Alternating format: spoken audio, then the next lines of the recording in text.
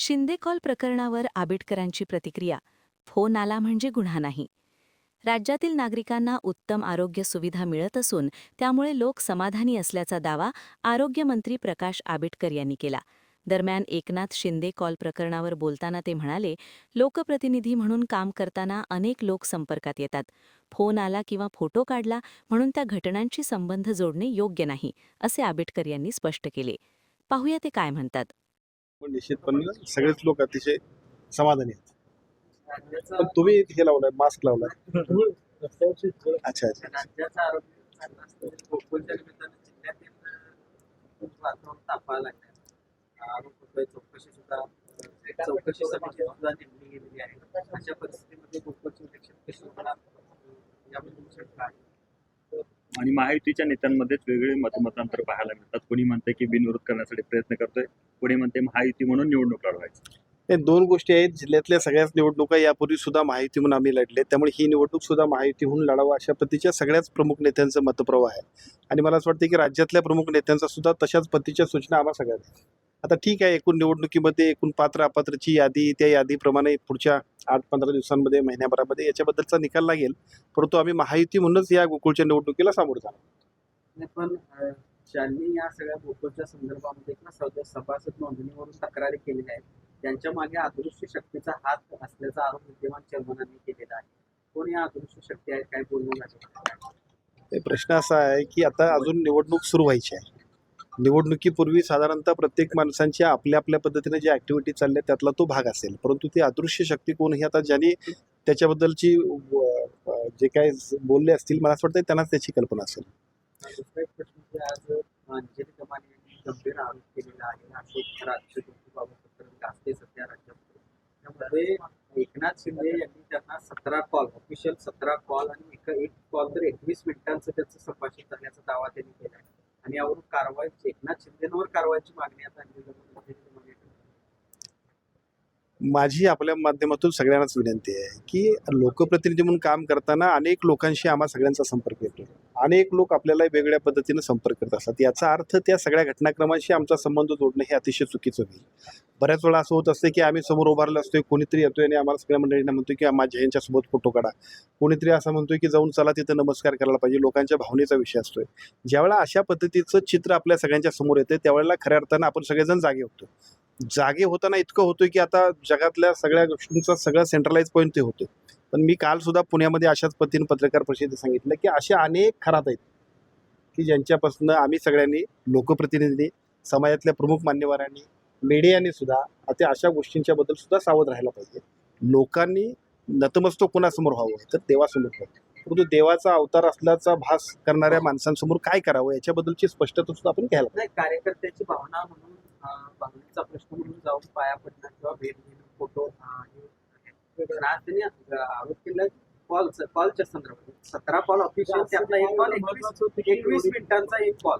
मी आपल्याला सांगतो, अनेक लोक आपल्या लोकप्रतिनिधी म्हणून सगळ्यांच्या संपर्कात येत असतात. वेगळ्या पद्धतीने माणसं आपल्याला भेटत असतात. काही लोक आपल्याला संपर्क करण्याचा प्रयत्न करत असतात. त्यातलाच एक भाग असेल. अनेक लोकांना भेटणारा अनाथांचा नाथ एकनाथ अशी त्यांची प्रतिमा आहे.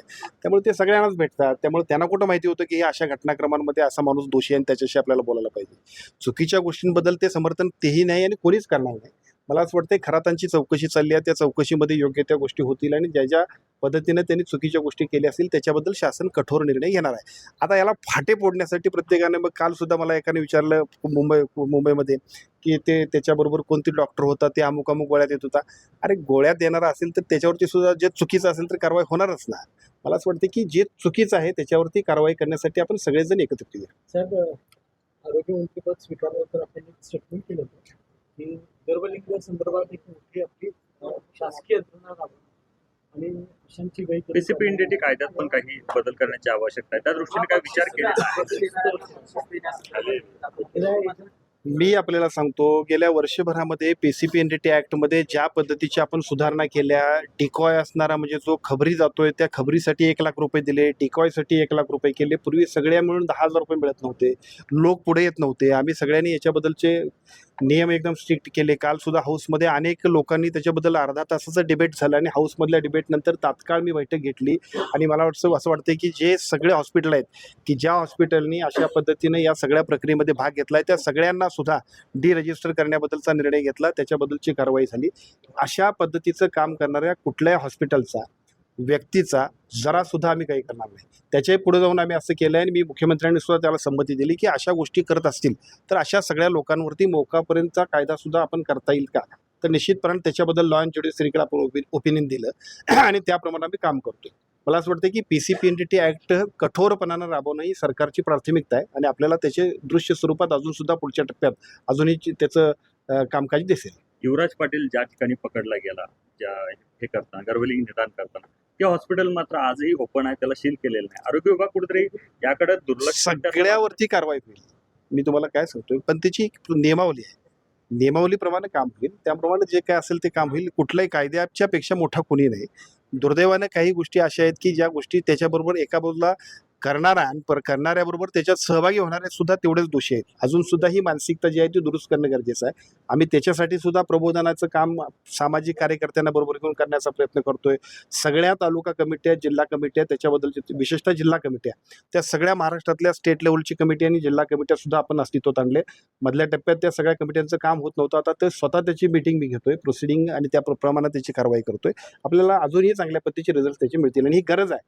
कारण महाराष्ट्रात ज्या पद्धतीनं ह्या अशा पद्धतीच्या घटना की ज्या घटनांमुळे पुरोगामी महाराष्ट्राचं सुद्धा कुठेतरी प्रतिमा मलिन होते, त्यामुळे साहजिकच आम्ही हे काम गतीने करतो. राज्यात खूप मोठ्या प्रमाणात अवकाळी पाऊस पडतो, शेतकऱ्यांचं नुकसान होतं. विशेषतः कोल्हापूर जिल्ह्याच्या काही भागांमध्ये देखील मोठ्या प्रमाणात पाऊस झाला, नुकसान देखील झाले. मात्र अधिकारी सध्या सुट्टीच्या मोडमध्ये पाहायला मिळतात. आज त्याच्यामुळे अधिकारी सध्या बांधावर जाताना दिसत नाही.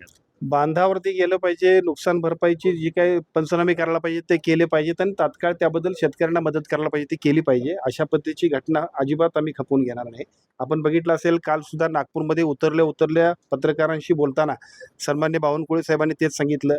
आज सुद्धा बऱ्याचशा पेपरमध्ये दत्ता भरणे साहेबांनी तेच स्पष्ट सांगितलं आणि मला असं वाटतं सगळ्या पालकमंत्र्यांची, आमदार महोदयांची जबाबदारी आहे. त्यामुळे कोल्हापूर जिल्ह्यामध्ये सुद्धा प्रत्येक ठिकाणी जिथं नुकसान झाले त्याची नुकसान चौकशी ज्याचे पंचनामे जे करायचे ते तात्काळ करून शेतकऱ्यांना जो योग्य न्याय द्यायला पाहिजे तो आम्ही देतो. काल आरोप दावा केलेला आहे की शिवसेना शिंदे गटाचे आणि अजितदादांचे 25 ते 30 आमदार हे पुढच्या काही दिवसांमध्ये भाजपमध्ये विलीन होणार आहेत किंवा भाजपमध्ये सहभागी होणार. आता आरोप ज्याने केलाय त्यांच्याकडनं स्पष्टता घ्यायला पाहिजे. त्यांना काही ती माहिती असेलच मला वाटतंय. महाराष्ट्रामध्ये शिवसेनेचे नेते आदरणीय एकनाथजी शिंदे साहेबांच्या नेतृत्वाखाली इतके लोक पक्षात येत आहेत रात्री, आणि एकूण सगळं रात्र 11 आणि 12 वाजेपर्यंत सुद्धा तिथं ज्या पद्धतीनं नंदनवनावरती प्रवेश होतात ते बघितल्यानंतर महाराष्ट्राचं संपूर्ण शिवसेनामय महाराष्ट्र होईल अशा पद्धतीचं चित्र आणि अशा पद्धतीचं काम, शिवसेनेचं संघटन मजबूत करण्याचं काम आदरणीय एकनाथजी शिंदे साहेबांच्या नेतृत्वाखाली संपूर्ण कार्यकर्ते करतात. त्यामुळे त्यांच्या प्रश्नांकडे लक्ष देण्यापेक्षा संघटना अजून मजबूत करण्यासाठी आम्हाला सगळ्यांना जबाबदारी साहेबांनी दिली आणि ते आम्ही यशस्वीपणे पूर्ण करू. नवनीत राणेंची जे पती आहे त्यांनी काल सांगितलेलं आहे की या देशामध्ये फक्त 2च पक्ष राहणार आहेत, एक म्हणजे काँग्रेस आणि दुसरा भाजप. तर काय वाटतंय, कसं वाटतं? हे प्रत्येक व्यक्तीला आपल्या आपल्या पक्षाबद्दल अधिक चांगल्या पद्धतीने काम करण्यासाठी जे काय काम करायला पाहिजे ते करतायत. मला असं वाटतं त्यांचा सुद्धा तोच, कारण त्या भारतीय जनता पक्षामध्ये सध्या आहे, त्यामुळे ते काम करतायत. परंतु पक्ष वाढवण्यासाठी आणि पक्षाला बरोबर घेऊन लोकांमधनं लोकसंघटन वाढवण्यासाठी सगळेच प्रमुख कार्यकर्ते, नेते आणि पक्षाचे प्रमुख पदाधिकारी करतात, त्यातला तो भाग असेल. पण मी आपल्याला सांगतो की महाराष्ट्रामध्ये शिवसेनेचं ज्या पद्धतीने काम चाललंय ते बघितल्यानंतर भविष्य काळामध्ये शिवसेना हा एक अतिशय चांगल्या पद्धतीनं संघटन असणारं, नेतृत्व असणारं अशा पद्धतीचं एक पक्ष म्हणून महाराष्ट्रात जो दिसतोय तो अजूनही गतीनं पुढे जाईल. चला, थँक्यू.